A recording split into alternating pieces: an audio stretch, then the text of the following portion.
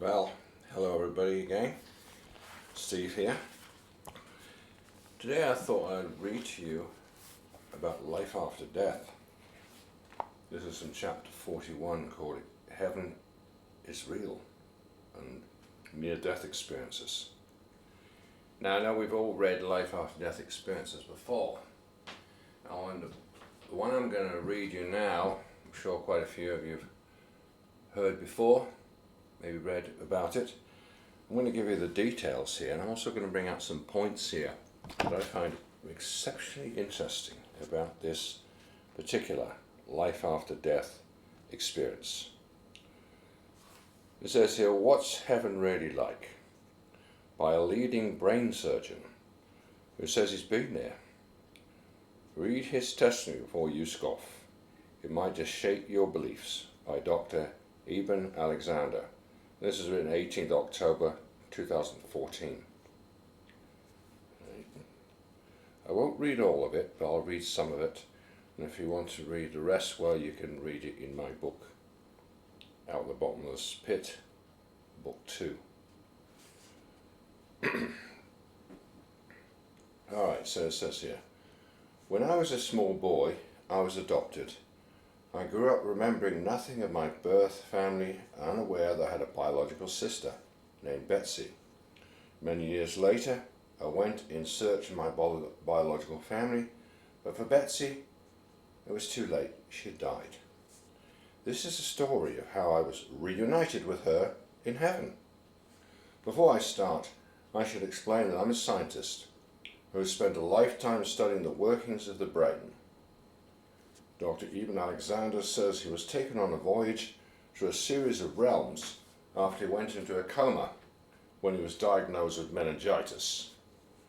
My adoptive father was a neurosurgeon, and I followed his path, becoming a neurosurgeon myself and an academic who taught brain science at Harvard Medical School in the United States.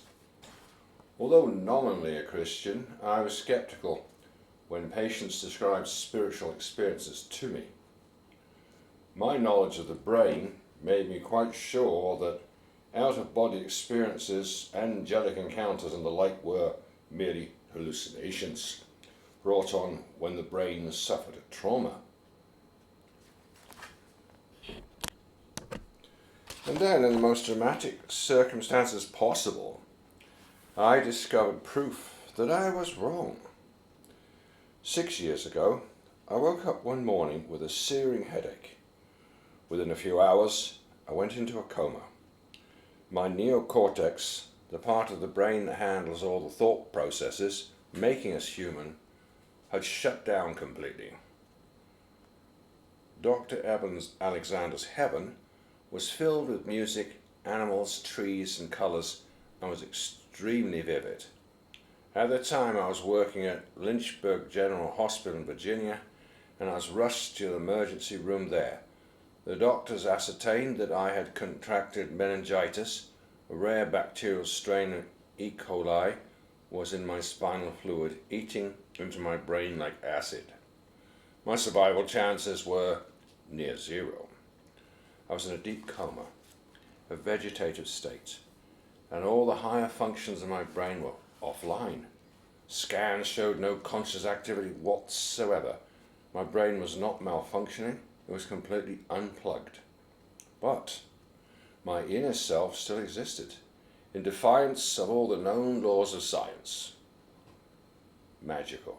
He said he found himself as a speck of awareness on a butterfly wing, among pulsating swarms of millions of other butterflies. For 7 days, as I lay in that unresponsive coma, my consciousness went on a voyage through a series of realms, each one more extraordinary than the last. A journey beyond the physical world, and one that until then I would certainly have dismissed as impossible. For thousands of years, ordinary people, as well as shamans and mystics, have described brief, wonderful glimpses of ethereal realms. I'm not the first person to have discovered that consciousness exists beyond the body. What is unique in my case is that I am, as far as scientific records show, the only person to have travelled to this heavenly dimension with the cortex of the brain in complete shutdown, while under minute observation throughout. There are medical records for every minute of my coma, and none of them show any indication of brain activity. In other words, as far as neuroscience can say, my journey was not something happening inside my head. Plenty of scientists have a lot of difficulty with this statement. My experience undermines their whole belief system. But the one place I have found to acceptance is in church, where my story often tallies with people's expectations.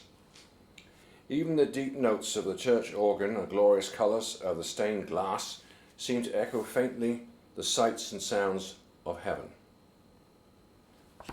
Here then is what I experienced, my map of heaven. After the blinding headache, when I slipped into the coma, I gradually became aware of being in a primitive primordial state that felt like being buried in earth. It was, however, not ordinary earth, for all around me I sensed and sometimes heard and saw other entities. It was partly horrific, partly comforting and familiar. I felt like I had always been. I'm often asked, was this hell? But I don't think it was. I would expect hell to be at least a little bit interactive, and this was a completely passive experience. I'd forgotten what it was even to be human. But one important part of my personality was still hard at work. I had a sense of curiosity. I would ask who, what, where, and there would never be a flick of response. After the expanse of time had passed, though I can't begin to guess how long, a light came slowly down from above, throwing off marvellous filaments of living silver and golden effulgence. It was a circular entity, emitting a beautiful heavenly music that I called the spinning melody. The light opened up like a rip in the fabric of that coarse realm. I felt myself going through the rip, up into a valley full of lush and fertile greenery, where waterfalls flowed into crystal pools. There were clouds, like marshmallow puffs of pink and white, and behind them, the sky was a rich blue-black. This world was not vague. It was deeply, piercingly alive, and as vivid as the aroma of fried chicken, as dazzling as the glint of sunlight off the metalwork of a car, and as startling as the impact of first love. I know perfectly how crazy my account sounds, and I sympathize with those who cannot accept it. Like a lot of things in life, it sounds pretty far-fetched until you experience it yourself. Despite scans showing his brain was not functioning, Dr. Alexander had a vivid experience. There were trees, fields, animals and people. There was water too, flowing in rivers or descending as rain. Mist rose from the pulsing surfaces of these waters, and fish glided beneath them. Like the earth, the water was deeply familiar. It was as though all the most beautiful waterscapes I ever saw on earth had been beautiful precisely because they were reminding me of this living water. My gaze wanted to travel into it deeper and deeper. Of course, we know about the living waters mentioned in Revelation 21 and 22. Jesus talked about, "He that believeth on me, as the scripture said, out of his belly shall flow rivers of living waters." What I find very interesting about this testimony, this person wasn't a born-again Christian. He wasn't somebody who knew the Lord really well, only as a tradition. So this is an amazing experience that God allowed him to go through and change his life. Amazing to what depths God will go to win people to him. Marvellous. So loving. Back to the story. My gaze wanted to travel into this living water, deeper and deeper. This water seemed higher and purer than anything I had experienced before, as if it was somehow closer to the original source. I had stood and admired oceans and rivers across America, from Carolina beaches to West Coast streams, but suddenly they all seemed to be lesser versions, little brothers and sisters of this living water. It's obviously talking about a river, a stream, a river of life. That's not to denigrate the seas and lakes and thunderstorms, but I've marveled at throughout my life.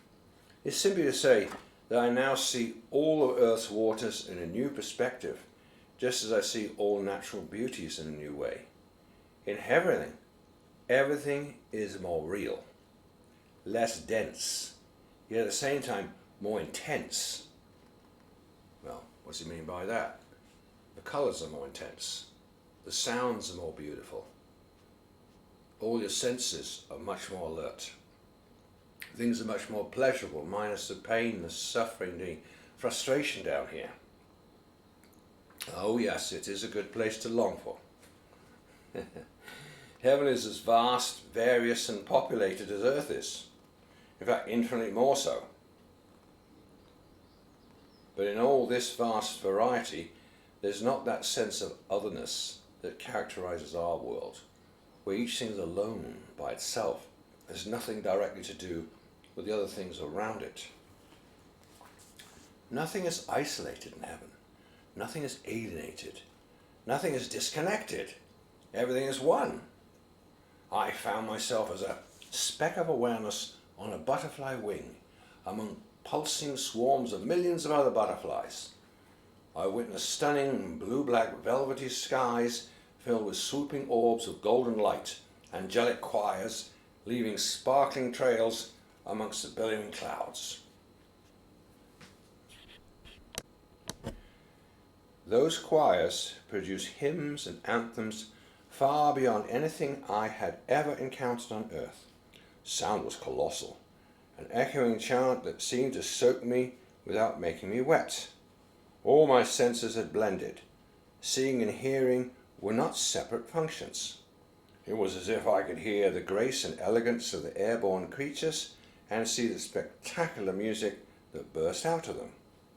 Even before I began to wonder who or what they were, I understood that they made the music because they could not contain it. It was a sound of sheer joy. They could no more hold it in than you could fill your lungs and never breathe out. Simply to experience the music was to join in with it. That was the oneness of heaven. To hear sound was to be part of it. Everything was connected to everything else, like the infinitely complex swirls on a Persian carpet or on a butterfly's wing. And I was flying on that carpet, riding on that wing.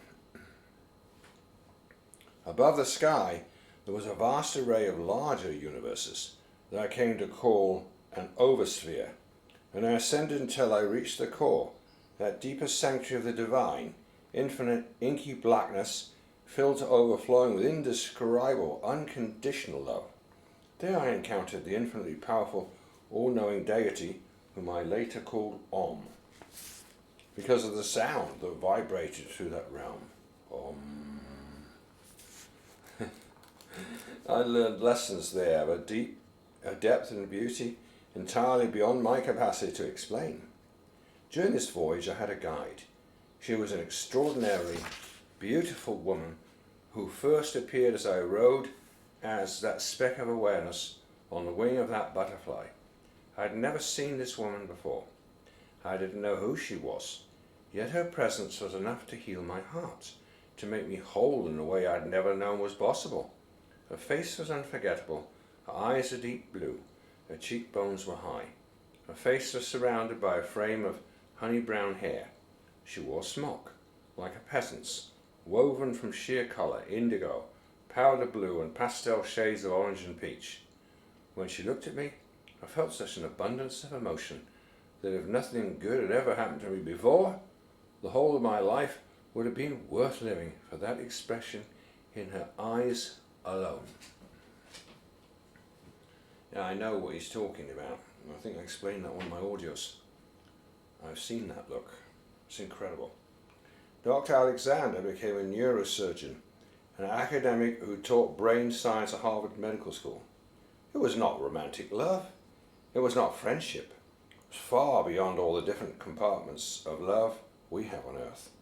Without actually speaking, she let me know I was loved and cared for beyond measure, and that the universe was a vaster, better, more beautiful place than I could ever have dreamed.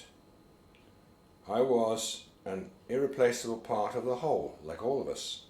And all the sadness and fear I had ever suffered was a result of my somehow having forgotten this most central of facts. Her message went through me like a breath of wind. It's hard to put it into words.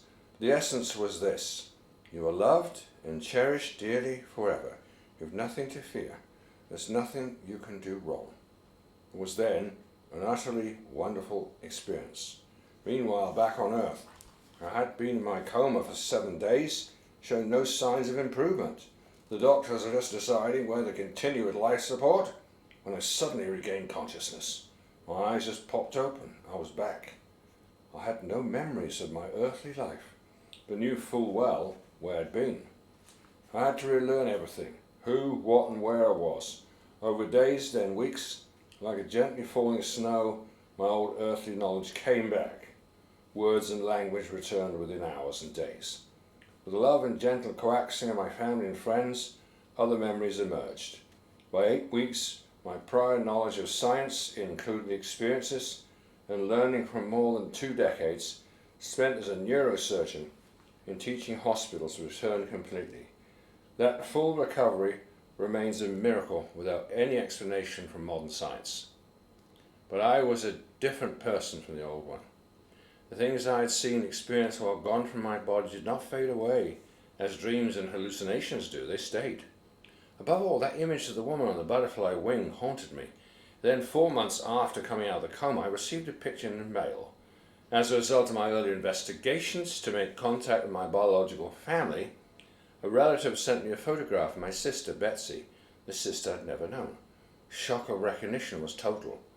This was the face of the woman on the butterfly wing. The moment I realized this, something crystallized inside me. That photo was the confirmation I needed. This was proof beyond reproach of the objective reality of my experience. From then on, I was back in the old earthly world I'd left behind before my coma struck, but as a genuinely new person. I'd been reborn, and I shall reveal that I'm by no means the only one to have glimpsed the afterlife and the wonders it holds. That is remarkable. Remarkable testimony, and you can find that on www.peopleofthekeys.com. I want to add to this right now that I myself, 13 years, I almost died. I was very severely anemic. My body just literally came to a standstill because it was so low. I didn't even know it. And I was stupid enough to still drive my car to the hospital when the doctor freaked out. He says, "You've got to go to the hospital right now, you look terrible." But the funny thing was, before I went into hospital intensive care for a whole week, and thank God it saved my life. Did you know before that happened, exactly about a week before, I was driving my car with my son. He saw it too. We were coming home, and we must have been about 100 yards from the T-junction coming up to our intersection on the road we're on, and suddenly this 4x4 pulled up at the junction, and suddenly there was a woman driving a car, and she suddenly looked straight at us. And we found out later there's no way you can see somebody's eyes from that distance. It's impossible. But her eyes were so full of love and caring, I felt like I was 2 years old again. I just felt as if God had picked me up in his arms, his spirit, and just showed me so much love. Whoever that being was very concerned about me and my health, and the fact I didn't realize how ill I really was. And I want to testify, like the doctor there did in the test of life after death. It's very true. When you're close to death, God shows his love in a way that's so intense like that. And that wasn't the only time I saw her. I think I saw her on 4 different occasions. But I've talked about that on another audio. Anyway, I hope you enjoyed this testimony of life after death. What I found exceptional about this is this wasn't a born-again person. And yet they had this marvelous life after death experience. And it's like I said in some of my other audios, I believe God to be a very loving person, very kind person, and he shows that. You just read the 4 Gospels, see, you won't find a more loving person than Jesus. And God wants that everybody gets saved. Everybody receives Jesus into their heart and doesn't know him just as a tradition or religion, but into their hearts. And I believe that I said in my audio, the bride of Christ, and which is a chapter in this book here, Out the Bottomless Pit too. I believe there are hundreds of millions of people that are part of the bride. And what's interesting is how this doctor described how life in a spirit world is not like here, where everybody's all a bunch of separate individuals, selfishly going their own way, totally disconnected from each other. But there, everything's connected together, which is much better. I've felt that many times, that it's very sad how people are so disconnected from each other, uncaring of each other, and yet you sense that's not the way it should be. Well, anyway, that was a good taste of the world to come, and I hope you enjoyed that. Bye for now.